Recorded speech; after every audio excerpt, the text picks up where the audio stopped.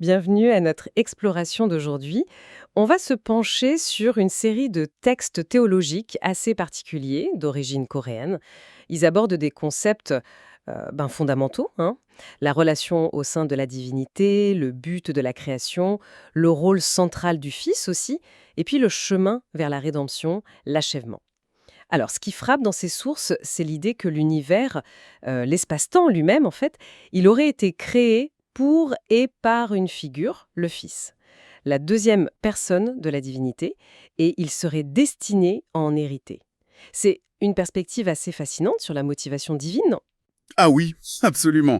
Et le point de départ, selon ces textes, c'est vraiment l'amour.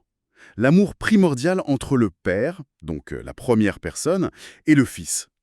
Cet amour est tellement central que tout, absolument tout, y compris la création, découle de cette relation. Et tout est orienté vers le Fils. L'espace-temps, qui en soi n'aurait peut-être pas de valeur intrinsèque pour Dieu, enfin pour une divinité éternelle, il acquiert tout son sens, toute sa valeur, par le sacrifice prévu du Fils en son sein. D'accord, alors essayons de décortiquer ça. L'idée, c'est que la création, ce n'est pas une fin en soi. C'est plutôt un moyen, une sorte d'héritage fait sur mesure pour le Fils. Précisément, le concept clé, c'est celui de l'héritier. En coréen, Sangsokcha. C'est central. Le Fils est l'héritier désigné de cet espace-temps. Et le plus étonnant, c'est la manière dont il acquiert cet héritage. Pas juste par décret, non, par un sacrifice volontaire, la croix. Et ces textes suggèrent, insistent même, sur le fait que la création a été entreprise en vue de ce sacrifice. Ah oui, quand même. Donc, ce n'est pas un plan B après la suite d'Adam, mais un élément central, prévu dès l'origine, pour donner une valeur éternelle à cet espace-temps. Ça renverse un peu la perspective classique, non? Le sacrifice qu'on voit souvent comme une réponse à la faute humaine, ici, il serait intégré dès le départ, prévu. C'est exactement ce que ces textes affirment. La croix, elle est présentée comme le mécanisme divinement choisi, quoi, par lequel le Fils non seulement hérite, mais aussi purifie et achève la création. Le sang versé, c'est le symbole de l'amour et de la justice divine prouvée de manière tangible. C'est par cet acte que l'espace-temps est racheté du péché, validé en quelque sorte. Hmm, je vois. Et ce rachat, comment il s'articule avec Adam, la chute? Les textes parlent aussi du dernier Adam. Comment tout ça s'imbrique? Alors, le Fils, qui est identifié comme Jésus-Christ, le dernier Adam, il prend volontairement notre condition humaine. Il entre dans cet espace-temps pour inverser les effets de la désobéissance du premier Adam. Et l'élément crucial, ce n'est pas juste la mort physique, c'est l'abandon par le Père. Le fait de porter la malédiction qui pèse sur l'âme humaine, le on, en coréen, à cause du péché. Et là, il y a une nuance intéressante, euh, propre à ces textes. Il se demande si c'est l'âme seule, le on, ou l'âme et l'esprit, le yang, qui détient le libre arbitre et porte la culpabilité. L'auteur semble pencher pour l'âme, le on, comme siège de la décision, et donc comme objet principal de la rédemption par le Fils. Mais bon, l'essentiel, c'est que cet acte prouve l'amour et la justice de Dieu. C'est ça le cœur du message. D'accord. Et pour nous, les créatures, quel est l'impact? Le libre arbitre est mentionné, c'est central, vous disiez. Oui, fondamental. Dieu accorde un vrai libre arbitre. Ce n'est pas une façade. Et face à cette preuve d'amour et de justice, le sacrifice du Fils, eh bien, les créatures ont un choix, un vrai choix. Obéir au Fils par amour, parce qu'on a compris son sacrifice. Et ça mène à la vie éternelle. Ou alors, le rejeter. Et là, les textes parlent de destruction, d'être jeté dans les temps de feu. Mais l'obéissance, elle n'est pas forcée. Elle découle de la reconnaissance, de la gratitude.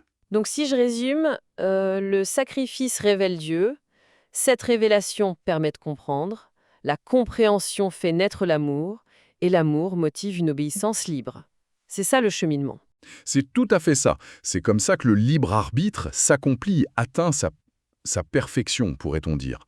Une créature qui comprend et aime Dieu choisit librement d'obéir. Obéir au commandement, aimer Dieu, aimer son prochain. Et dans cet état achevé, eh bien, le péché n'est plus vraiment une option, ou en tout cas le désir de péché disparaît. C'est là que la création atteint son but. Un univers harmonieux sous le règne de l'amour. Fascinant. Mais alors, la question qui vient tout de suite, c'est celle de la prédestination, de la prescience de Dieu. Si Dieu sait tout d'avance, comment concilier ça avec un libre arbitre qui a un vrai poids? Oui, c'est le nœud théologique classique. Ces textes proposent une piste. Dieu, hors du temps, sait d'avance qui choisira sa grâce et qui la refusera. Ça, c'est la prescience. Mais, et c'est le point clé, cette connaissance n'annule pas la liberté. Dieu ne force personne.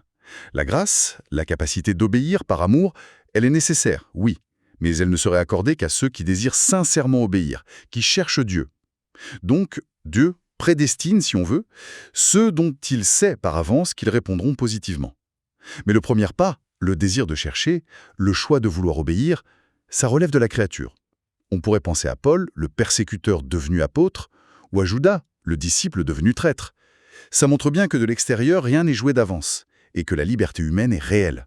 D'accord. Et l'Église dans tout ce schéma, quelle est sa place? L'Église, elle est décrite comme le corps du Christ, il en est la tête. Ça, c'est classique. Mais ces textes ajoutent une dimension cosmique, presque. L'Église servirait à révéler la sagesse de Dieu, aux anges, aux puissances célestes. Ah oui, comment ça?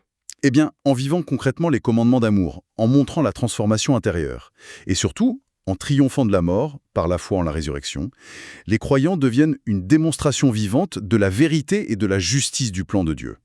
Ça sert à instruire les anges, à dissiper leurs doutes éventuels. C'est une portée immense donnée à l'Église. Et puis, on insiste beaucoup sur l'exaltation du Fils, après son sacrifice et sa résurrection. Le Père lui donne la suprématie absolue. Le nom de Jésus devient un titre d'autorité souveraine. Tout lui est soumis. Il règne comme tête de l'Église. Et le but final, c'est de tout réconcilier, tout unifier en lui, ramener l'harmonie. Les textes utilisent aussi le terme premier-né de toute création, le fameux prototokos grec. Comment est-ce qu'interpréter ici? Est-ce que ça veut dire que le Fils est la première créature? Non, justement. Les textes sont très clairs là-dessus. C'est crucial pour leur logique. Ils insistent, premier-né ne veut pas dire première créature. Ça contredirait sa nature divine, éternelle, égale au Père. Premier-né ici, c'est compris dans le sens de rang, de prééminence, de droit d'héritage. Il a la primauté absolue sur toute la création. Et il y a une autre idée, le Fils est l'archétype, le modèle originel selon lequel tout a été créé. Tout a été fait par lui et pour lui.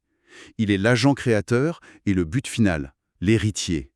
Donc prototokos, ça souligne sa souveraineté, son héritage, son rôle de modèle, pas son origine dans le temps. Bon, si on essaye de résumer tout ça, on a une vision où l'amour divin est vraiment le moteur de tout. La création prend son sens dans le sacrifice du Fils, l'héritier, et le libre arbitre des créatures est réel, mais il trouve son accomplissement dans une réponse d'amour, d'obéissance volontaire à Dieu. C'est bien ça? Oui, c'est une excellente synthèse. Et la finalité, c'est un univers purifié du péché en parfaite harmonie. Harmonie avec Dieu, harmonie entre les créatures. Une harmonie choisie, basée sur l'amour et la justice. Et ces principes, ils sont incarnés, validés par le Fils, par sa croix. La croix, c'est plus qu'un événement historique. C'est le pivot cosmique qui rend possible l'achèvement de tout. Alors, pour finir, peut-être une question à laisser mûrir. Si cet achèvement dépend de la réponse libre de chacun au sacrifice du Fils, comment articuler cette tension entre le plan éternel de Dieu qui sait tout et l'incertitude de notre choix individuel, du moins de notre point de vue? Les textes suggèrent une harmonie, une compatibilité, mais ça nous laisse à méditer sur cette interaction entre souveraineté divine et liberté humaine.